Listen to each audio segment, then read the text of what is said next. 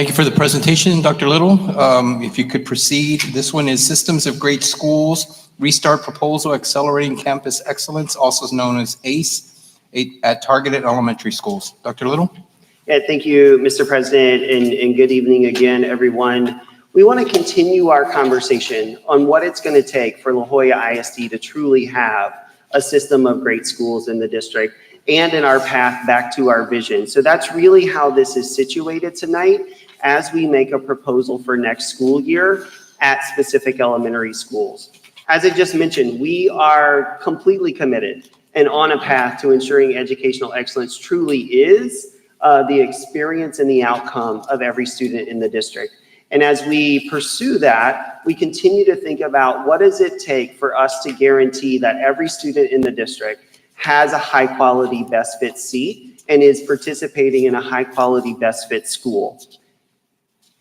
We've talked a lot about this work and we wanted to sort of paint a bigger picture to get started with tonight's conversation. So this essentially lays out a roadmap for us in our pursuit of having great schools across the board in La Jolla ISD. This year, we've done a lot of work thus far in the fall with you as the board and the community to build the right governance structure and focus on what outcomes we're pursuing with our goals, constraints, and the progress measures that go along with that. We shared a few meetings ago the state of the district or the quality schools analysis, and we're out now doing community meetings, sharing that with others to really understand and clarify, here's where La Jolla ISD is on a range of outcomes, academic, financial discipline, HR, and others. And I've had the good pleasure of talking to you a lot about our instructional work this year, really focusing on grade level instruction, having the right resources and materials in place, and launching our two-way dual language program. As we think about next year and into the future, we're going to continue that focus on instruction. We're going to continue to build out that dual language program. And we've also started to talk about other things that are coming. Last meeting, we talked about our early college high school consolidation recommendation. The superintendent is out and has started stakeholder engagement meetings related to strategic plan development, which is going to guide our work for years to come. Tonight, the part of this picture that we're really focused on are these ACE restarts. I want to say this now and I'll say it again later to not be confusing. ACE here has nothing to do with our after-school partnership with ACE. Unfortunately, we have the same acronyms in this case, so I don't want anybody to think that we're talking about our after-school partner or after-school programming. That'll become more evident as we go along, but just wanted to clarify that for the outset. The other things that you see in 26-27 and then in 27-28 are really stemming from what comes in the strategic plan. We don't know what programming we may need to pursue as a result of that. We also expect to do a deep look at our facilities and are not sure yet what that may lead us to do. But this really is meant to give folks perspective on these are the things we're pursuing in service of our vision and in service of becoming an A-rated school system. So to dig in tonight for the specific proposal around ACE restarts at campus. First thing I'll say is ACE stands for Accelerated Campus Excellence. This is a campus turnaround model that we will unpack for you as we go. And we're going to start with a couple of reminders. In the quality school analysis and that state of the district, we shared a lot of data. One of the data points was this slide where we looked at how elementary schools had done last year on STAR. And these are ranked from lowest performing to highest performing in the district. We made a point in that presentation to say there's a 30 percentage point difference from our lowest achieving school to our highest achieving school. And we said that really provides an urgent call to action. Tonight is about responding to that call to action. We are going to specifically look at the 4 schools you see in that box. So that's Garza, Saquin, Zapata, and Pena, and we'll talk further about that. Here's a look specifically at those 4 schools and how they did last school year. On the left, we see their reading results. On the right, we see their math results. Again, this comes from STAR, so it's all grade levels 3, 4, and 5. And then those lines represent the region and the state averages. What we see across the board is that these schools are well below the regional and state averages, and in some cases up to 20 percentage points below. So again, that urgent call to action, how do we do better for the students in these schools, is what we are pursuing. We also, in the quality schools analysis, shared this slide, which helps show the distribution of ratings and achievement across the district, and that we did have those 4 D and F rated campuses. Pena has an asterisk here that I'm going to explain in more detail in just a second, but we do want to call out that even though it is in that DF box, it is a little bit different in terms of the 4 schools, and I'll explain that more in just a second. But we do know that we got to respond to the fact that we can't have schools going backwards, certainly not significantly backwards over time. So what we are specifically going to look at, and I'll explain the sort of Pena asterisks now, is what we have to do to no longer have students sitting in low performing schools. We do not want any student in a D or F rated school in La Jolla ISD. If we look at Pena to help explain this slide and help explain the proposal, which I'll share in just a second, we can notice a few things. So the first column here is their final letter grade or final score, accountability score for last year. So Pena here is sitting at a 69. The thing to call out is that is due entirely to specific rules in the Texas accountability system. Pena would have actually earned a score that would have made them a C-rated school just mathematically based on how they did.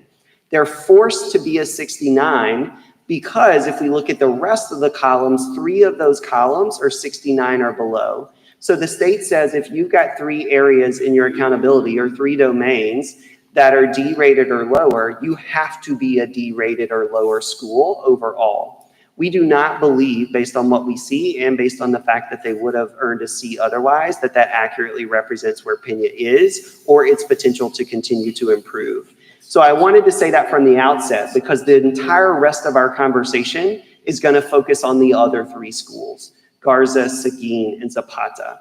That doesn't mean that we aren't working intensively with Pena and its leader and its staff, nor that we are going to keep monitoring it closely because we are, but it is not included in tonight's recommendation because of those reasons that I just laid out. So what are we recommending? That is to do 2 things. It is to completely restart with the ACE model at Garza and Seguin. It also includes a recommendation to close Zapata Elementary. We will give further clarification on why as we go through the rest of this presentation, but this gives us the chance to change this map to make sure that that's not relegated to D and F rated schools and opportunities for families, but that we can quickly turn those into high performing opportunities that are A or B rated schools and really better meet the needs of the students in those locations. We also need to explain to you and the community what ACE is. Again, this is Accelerating Campus Excellence. It is a campus turnaround model. It is not something that we went into a room and created in La Jolla ISD. This is something that we have research and evidence on, including in many places in Texas. And so I want to share that with you now. The first thing for us to note is what ACE is trying to achieve. The ultimate goal here is rapid school improvement. That we need to take low-performing schools and turn them into high-performing schools as quickly as possible because that's what our students need and that's what they deserve. So we should see that in quick growth at the student level. So we talked about MAP. If I gave you future MAP presentations at these schools, you would see really rapid growth at the student level and in turn at the classroom and campus level as well. The other thing that's important here is learning what we can then put in place in other campuses. That does not mean every school becomes an A school. It does not, and we don't want people thinking that. But as we learn best practices and as we learn things that we can scale, again, we need every school to ultimately improve across the board. If we go back to that first data slide that I showed, yes, we had that 30-point gap, but we still didn't have any elementary school above 60%. So we're still on the path for improvement across the whole district. This is just a super targeted approach at the schools that need it the most. I want to spend a few minutes really going a bit deeper into the ACE model to talk about the components of what this is. The first 2 relate to leadership and instruction. And the bedrock of ACE and the most important thing that we do every day is put high quality educators in front of students. So we will not be successful with this turnaround if we do not ensure that we have our highest quality leaders and our highest quality teachers and support staff working at these schools moving forward. So I do want to clarify, these restarts at Garza and Seguin are a full staff reconstitution. All of these positions then become open for people to apply for, so we can ensure we have the best fully committed people in place. You're going to understand that fully committed part as I talk through the other components, because there are extra expectations here beyond what it means to work at just a general neighborhood elementary school. However, we provide really good financial incentives for people to want to work here and to help stay as well. So these do come with pretty substantive financial stipends, both to recognize the extra commitment that they have to make and ensure that we're recruiting our best educators into these places. The other bedrock here is instructional excellence. We have talked a lot about that throughout the fall, and we will continue to talk about it, making sure that we are providing the best tier 1 on-grade level instruction every day, that we're responding to student needs as they arise, and that we have a super high expectation of our students and of campus culture. Students in 7 Mile Line absolutely can be the best students in La Jolla ISD and in Texas. And we've got to create a culture starting with the first day of school, now and into next school year with this restart, to make sure that they and their families believe that, and they know we believe that too, and we're pouring that into them every day. The other 3 components of the ACE model really relate to how we provide wraparound, more holistic supports to the student. Academic focus and academic growth absolutely continue to be paramount and priority for us, but supporting the whole child matters too. The first thing to note is what that looks like in terms of time of day. The ACE model does come with more time in the school days. So these school days will be extended by 1 hour every day. So part of that extra commitment of teachers and staff is, you know, you're going to be there longer every day, because now your school day is longer to give students more opportunity for instruction and support. We will also extend the whole time that the campus is open and available for students in the community. So these campuses would stay open and would be thriving and vibrant to 6 p.m. every day, both for extracurricular and extra academic supports. But to the bottom thing I'll talk about in a second, ways that we can support those families and adults too. The more this becomes a 2-generational approach, the more impactful it can be for that school community. As we said, we want to serve and support the whole child, so really ensuring that we've got strong social, emotional, and mental health supports in place for students in these contexts matters a lot. We do see in data from ACE models that we have reductions in discipline and suspensions as well, so students are in school more often, participating in what they need to do academically. And then key to all of this is the relationship with parents and the community, both to build trust in the individual schools, to build that culture and partnership, and for us to be responsive to their needs. So as we need to recruit or cultivate new partnerships to the school to help respond to those identified needs and requests, we will certainly do that as part of this ACE model. All of that gives you a sense that these schools will be treated a bit differently by design. Like, we are pouring extra resources and investment into those schools. So we wanted to give you a sense of financially what that could look like. This is not real La Jolla ISD data because we have not done this yet. This is an example from what we see across the state, that on average, ACE is about a $1,300 additional investment per student into these campuses. On top of what we're already spending and investing, we will expect roughly another $1,300. The vast majority of that additional investment comes from those financial supports and incentives for the staff. So those stipends, as they add up, that really becomes the bulk of the additional investment, but not the only thing. Again, we're going to provide extra training, professional learning opportunities. We will support through more mentoring and coaching as needed, both for leaders and teachers. And as we think about those extracurricular and extended day opportunities in the climate of the school, that may require additional resources as well. The other thing I want to say before we look at the impact of ACE is this is a 3-year commitment. So we as a district would be making a 3-year commitment to these schools to keep all of these additional investments in place for that 3-year period. And as we are recruiting leaders and staff to come into the campus, we would ask them to do the same, to be in it for the full 3-year journey. So I told you we're not making this up. We have learned from other people about how this works, and I want to share a little bit of that data with you. First, showing you that this is getting pretty widespread across the state of Texas. It's also based on national research ultimately, but has been in place in multiple districts in Texas, more than 15, or roughly 15 districts in the state. More than 50 campuses in the state of Texas are now pursuing or have gone through an ACE turnaround and have done quite well. In fact, they do exactly what's expected. They take D and F rated schools and typically within 2 years, turn them into A or B rated schools. And that's part of what we have to do to live up to that commitment for educational excellence. And this is the exact type of result that we would expect from our work over the next 2 to 3 years. Part of that means that you and the community will be able to see that growth. So as we do future academic presentations or do goal progress monitoring, you will see that these schools should be outpacing their peers. We should see higher and faster growth at these locations than we're seeing in other places due to the additional sort of focus and support that we have in place. And we should see that pretty quickly.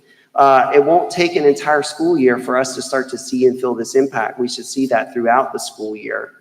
The other important thing to keep in mind here is, yes, this is meant to have quick results, but it's not a quick fix that's one and done and then we move on. We really should be able to sustain impact from this work. And again, that's what we've seen in other places in the state, that these schools turn around and they stay turned around. And that's our commitment long-term to the schools, is to make sure that they continue to provide excellent opportunities for students. I said this earlier and I want to reiterate it here. We have to ensure that we have our best leaders and teachers in place to make this possible. As we think about effectiveness in this context, we're really looking at 3 things.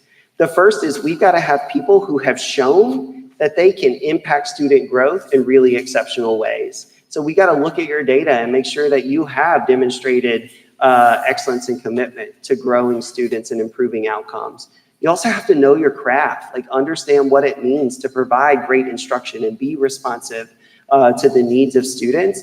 And finally, we got to be able to do that for all students. We just had a whole conversation and presentation on special education, but students in special education in these schools should have excellent outcomes as well. And so we've got to have teachers and leaders who are committed to that, committed to serving students who are emergent bilinguals and every other student who shows up every day, that we're not just targeting part of the school. This truly is a whole school effort, and we are creating whole school outcomes. Timeline here is very similar to our other conversation related to high schools. We are committed and will do staff and school and parent and community engagement. That will continue into the new year, where we host sessions with faculty and staff, where we host sessions with parents and community to make sure they understand what this recommendation is and why we're making it. And then if the board does approve this, we would ask you to vote on it at the end of January. We will then quickly start preparing for next school year. So that means we immediately start staffing the school, finding the school leader, building that administrative team, hiring teachers and hiring support staff to make sure that we are ready to go next school year for the rapid growth and improvement that we absolutely expect. I want to end by addressing some questions that we expect folks to immediately ask, just to help clarify this from the beginning. I said that there were 2 parts to this. We want to restart Garza and Seguin with this ACE turnaround model, and we need to close Zapata. Part of what this closure is related to is due to the fact that we don't need 3 school buildings to serve the population of students that are at these 3 schools. There are not enough students to warrant 3 separate campuses. We showed you that in the quality school analysis when we talked about facility utilization. We know that we have buildings that are underutilized, and that's true here as well. So as we looked at those 3 schools, knowing that we could reduce down to 2, we needed to pick the school to close, and that's Zapata, and that's driven by facility needs. Out of the 3 buildings, it is absolutely the one in need of most repair and attention. And so we want our students in the best places. And so that meant that Garza's and Seguin's buildings were best suited for this moving forward. That raises the next question. What does this mean for students and families who are currently at Zapata? We would work with them to choose whether they attend Garza or Seguin moving forward. We want to ensure that we're supporting families through that decision, that they understand what that means, that they know they're going to get great support and experience with the school that they choose. We also want to balance out capacity to make sure that we're not just overloading one school versus the other. So those are individual conversations that we will have with families in the coming months. Garza and Seguin families, we would highly encourage to stay where they are, to be part of this process and be part of this transformation and help inform and guide it. Staff question becomes important as well. And we want to distinguish this, hopefully I'll do this clearly, between what we're talking about with the early college high school consolidation, because these will work very differently.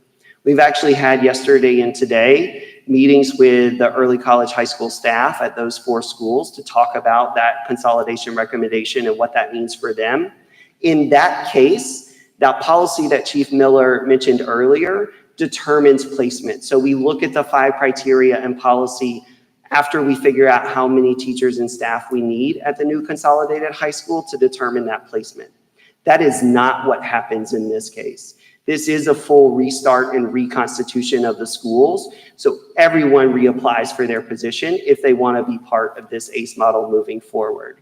If they don't want to be part of the ACE schools, or if they aren't ultimately selected to be part of the ACE schools, we will offer that same priority transfer window to them so that they have the first right to consider other opportunities in La Jolla ISD. So we want to continue to be supportive and nurturing to the staff who are part of this change, but want to be very clear on how it happens so there's no confusion about process here.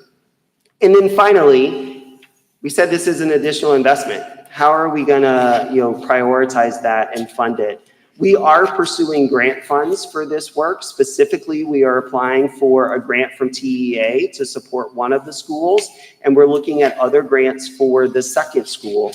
Nonetheless, though, we will prioritize this in next year's budget because it is absolutely what our students need and what they deserve and what we should pursue in our path to educational excellence. But we did want to clarify that we are looking at sort of non-general funds in the interim to be able to support these costs.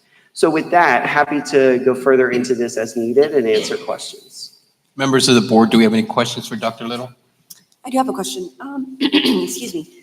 For any teachers that might not be in these 3 campuses, knowing that there is going to be a financial incentive to work at an ACE campus, are they going to have the opportunity to apply for any roles that open up at these campuses? They will have the opportunity to apply, yes, and we will encourage some of them to apply. So part of what we will do is we will look at our own data and really identify our top performers in the district and celebrate them for those achievements and say, hey, here's a great opportunity for you to consider where you can really impact students who may need it the most in the organization. So yes, we will have open opportunity across the district.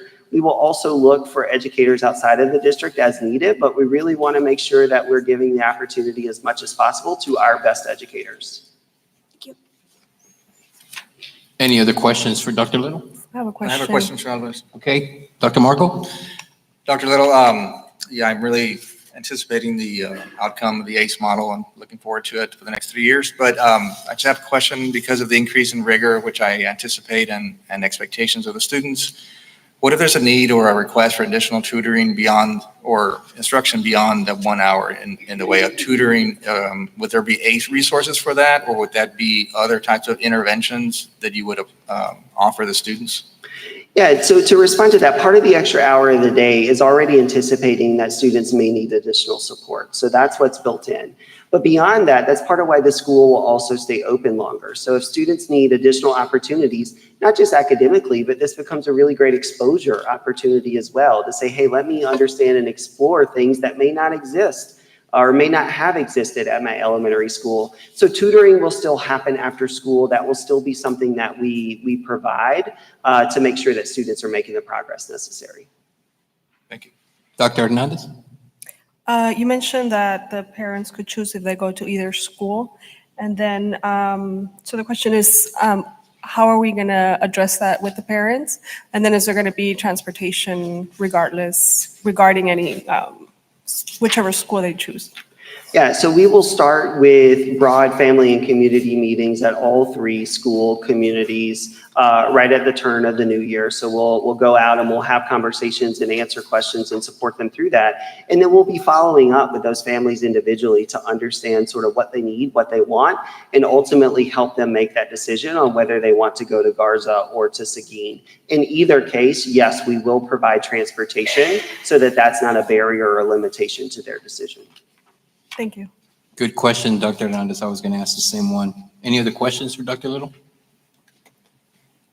So of your presentation, it was great, very informative, as I've stated in the past. The two slides that I find really important, and I asked our viewers and those present to particularly pay attention to, are slides 39 and 57, because you give the timeline, you talk about the phasing, when we take action on this. So that's greatly appreciated. So I appreciate the fact that you roll those out and you share those with us.